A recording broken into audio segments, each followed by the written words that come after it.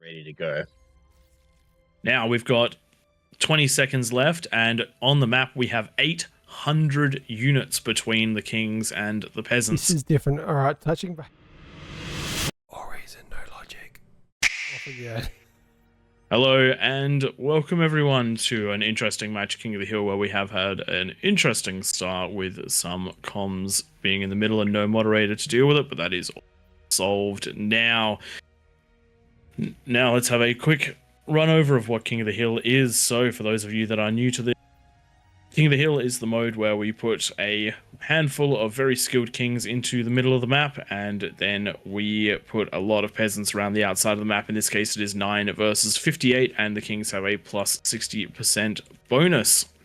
They also have a nice little metal donation in the middle of about 2,500 metal, thanks to those two comms that are in there. That does happen occasionally. Big things about this game mode: 10-minute no rush. The lava does disappear thanks to chronographer at 10 minutes.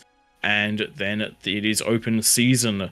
If you're playing in the king's position, the sort of thing that you want to get up running is at least one fusion, probably 2 fusions or an APHIS, as well as a T2 lab and some units, as well as getting all mexes up to that T2 point. If you're around the outside, what you're going to want to do is highly dependent of where you are. If you jump into one of these corners, try to get as many players to help you out. You only need to get up to 1 T2 lab to distribute to everyone, and then go hard into each commie corners, and they're one of the win conditions that the peasants need. If these corners don't pop off hard enough, then you're going to be having a bad time. Best way to do that is to share all of the metal you possibly can to one player and distribute and help them with the energy to get that T2 lab out. We do see T2 labs sub 2 minutes sometimes, which is absolutely crazy. But that is what gets the job done. If you don't have the corners in that sort of position, it's going to be a very hard time. But if you can hold out, regardless whether you're ecoing, you can give plenty of space. It can give plenty of space to the rest of the players to to the rest of the players to work their way around. If you're in front of one of the lanes, highly recommend either going into a heavy unit or a heavy defense focus. You do not want the kings coming up the lane, but putting pressure on the kings is even better. If you're on one of the wings in between the lanes, then I would highly recommend a unit focus, maybe adding a little bit to the defenses. Get those units in. If you do your build order right, you can easily get 50 incisors into the map by that 10-minute mark and running down the king's throats. 16 lanes with units coming at the kings puts kings on the back foot. Then if you're in one of these middle positions, whether it's the middle, bottom, right, left, or top, you guys have it the hardest. You don't have an eco corner backing you up. You are essentially going to be trying your hardest to survive. These are the break points that the kings need in order to get out of the map. So putting strong defensive focus players here or strong offensive focus players here is a good time. Yeah, you're up against about 6 players in those edges rather than about 10 in the corners. And yeah, when that eco person comes online in the corner, it really becomes hard to defend as a king against that. We were asked, what are the best tactics as a peasant? So you've kind of just touched on that, ecoing in the corner and building units up around on the edges. But how many and at what point, pray? Okay, so if you are directly in front of those ramps, absolutely spam your eco for the first 5 minutes of the game. Get yourself as many wind turbines, converters, and all that you can, and hope that your eco corner gives you a T2. If they give you a T2, you're going to be having a good time. If they don't give you a T2, then probably not as good of a time, but still plenty of metal to go on. Spend the next 2 minutes or so getting yourself the balance of build power and finishing off anything that you to get plenty of ability to build, and then spend 3 minutes producing incisors or so. That should net you somewhere between 40 and 50 incisors. I've done it times myself. Run those ones down into the enemy base at the 10-minute mark and see what damage you can do. You don't have to gun for your king. If your king is defended but you can run around the defenses, do that. No, the defenses do not need to be killed. It's the mexes, it's the conversion, it's the power, and it's the build power. They're the big ones that need to be killed. Doesn't matter whether it's your lane or another lane. If you're putting pressure on a king, then that king is not eco scaling. That king is not getting on the offensive. If you're in one of the positions between the ramps, similar sort of thing. Spend 5 minutes ecoing as hard as you possibly can, and then look at what the players on either side of you are doing. If they're moving to a defensive focus, then go a unit focus. If they're moving to a unit focus, go a unit focus and help them. 100 tanks is better than 50 tanks. So build units. And look, I'm not saying completely neglect the defenses. A couple of twin guards, a couple of beamers, really good idea to help out. But really try to balance it out to a nice bit of offensive and a nice bit of defensive. You know what their best defensive unit is for those early rushes? It's such a small choke point. 2 commanders in that choke point and covering that whole lane. So and that is a really big thing to touch upon. There will be a couple of ramps that the Kings attack that with T2 units. If you have invisible comms sitting on those ramps, you can nullify any spending that they've put into T2 unless they are very, very good with their units. And it's very hard to have both spam and T2 at the 10-minute mark. Trust me, I try a lot and I fail a lot. The other really important... The first few waves are just going to be sacrificial. If you see a comm explode, good job. There's not another comm there the next time you go. Another really important one. Before you go on, I'm going to point out something's happening in this game. Don't point it out to the stream because I want to see if it pays off. I haven't noticed it, so we'll see when we get there. But this is something which I'm sorry to use an example, Neodork. But if you look at Neodork in the bottom right-hand side of the map, it's 7 minutes, and they've already invested in 3 dragons, claws, a bunch of walls, and LLTs. If you invest this early into those units, then you're not spending that money somewhere else that could be of benefit. So, for example, this T2 lab would be well and truly finished, and the advanced constructor would be out, and a mechs would be underway if you hadn't spent. And so the defenses are just too early. Yeah. I'm not saying the defenses are bad. I'm just saying that you have to be very careful with your time. If you spend metal on something that isn't doing anything for a long time, then you've spent money that you needed to spend later. Ideally, you finish the last defense at the 10-minute mark before the units rock up, and then you know you've done it about right. Ideally, you don't quite finish the last defense at 10 minutes, and you really scramble. I was going to say that. As long as it finishes before the units arrive, you've got the travel time to get it up as well. Yeah. When it's the side that you haven't quite finished and you see all the units coming, you go, oh, help. As long as it's entertaining, that's all that matters. Mm-hmm. I have gotten into the habit of putting a couple of LLTs near the base to catch the couple of leaks, because 1 or 2 units can absolutely destroy your economy, and having something like an LLT or a flame turret is well and truly worth the investment to stop that tick or 2 from blowing up your entire economy at 10.5 minutes.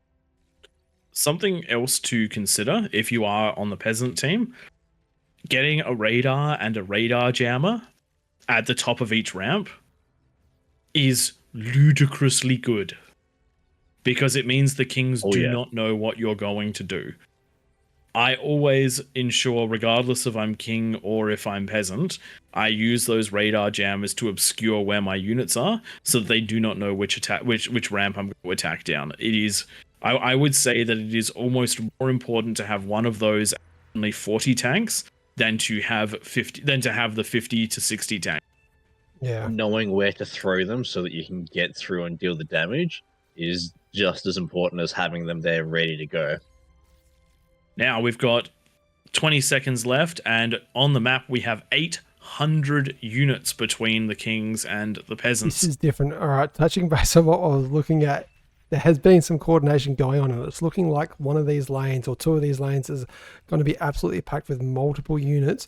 I think we have wind of that because the strongest defenses are in these areas, and there goes the lava and so many units coming down. We have marauders. When they come down this hard, down 4 ramps, you're not going to stop everything. Yeah, And this is where the great. radar jammers would have been quite good, because I do think that the Kings Yeah, did you see could. some of this ahead of time. You I could, do love to see unfortunately. those move But- commands into the middle. Is But as great. is being said in chat by P, don't stop, just go. Yep. And spread out, which is correct. This is plenty of units to absolutely destroy in the Kings. And this has been a very very way is a worthy sacrifice. very well done. And this is where having units instead of defenses is really important for the Kings, because right now only 3 ramps worth of stuff was here to defend, plus Wow. whatever came out of the middle. The reality is that you needed all of the Kings to be sending their units up at this stage, but they didn't have them. And now we're seeing the cost of that. Also on the bottom hand side, the Pink King, unfortunately, no defenses, so they're getting overrun by the T1 as well. Wow, this is a good showing. This might be a record. I think it was about the 12-minute mark where we once saw a victory out of the peasants on a rush like this. We haven't seen it where everyone just focused down. I think that was 3 or 4 ramps. I did love to see the entire top The coordination. half coordinating down those top 4 ramps. Hey, whoever rallied that made it happen. Good on you. That was great. That was absolutely excellent. But look here. So the red player is just getting units up, and they're getting Jaguars. These Jaguars will actually slow this push down significantly. Yes, it's somewhat spread out, but this can be this is a very stoppable push. It's just that the Kings, this is the first time we've seen anything like this out of the peasants, and so they weren't prepared for it. All the money that's been spent on defenses. So for example, Kokaido has 13 beamers, 6 pit bulls, and what looks to be 12 build turrets at the front.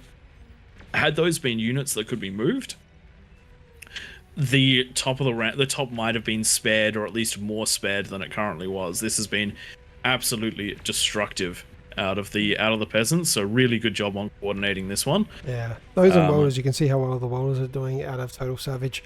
Anything that pretty much chains and does that AoE, you want to build those units to take out the T1. Even just actually, you know what would have really done well was some SARs or some Fat Boys. The splash damage. Yep, a single Tsar firing into that mix.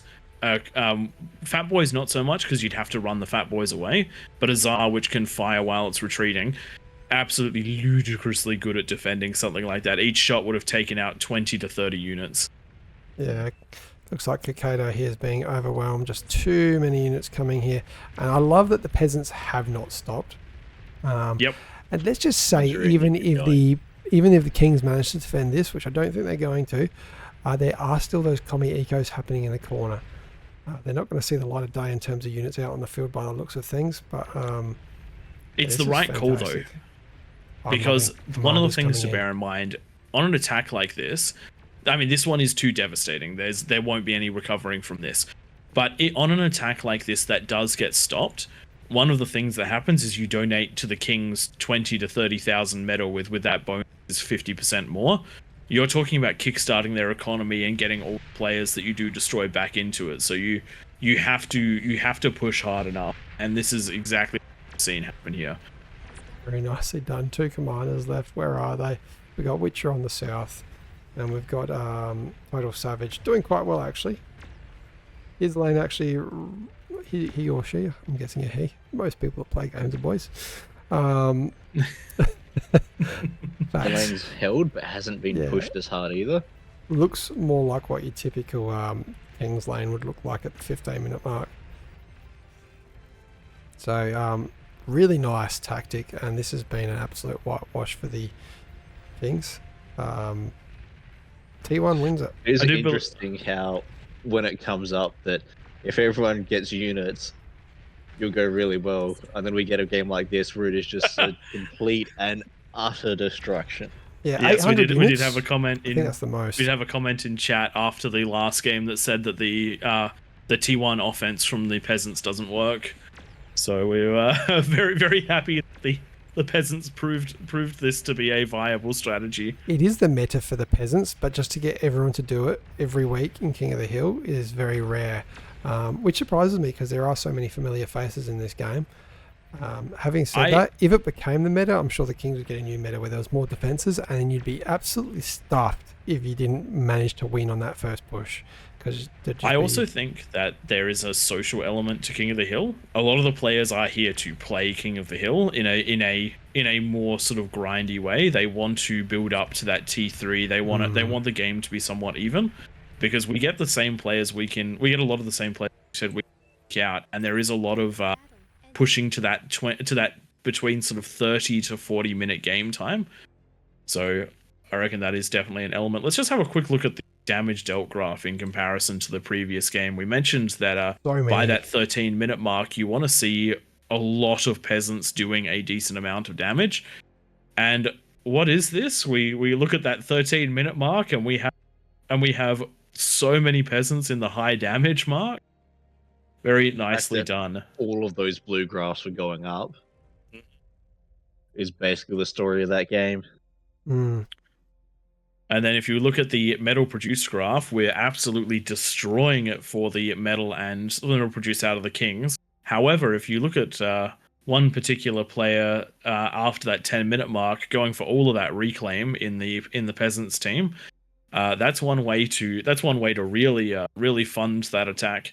So no eco kings out of this. No peasants that matched eco value for the Kings, but they went into those units and made it not matter overall. So really good job out of the peasants for that one.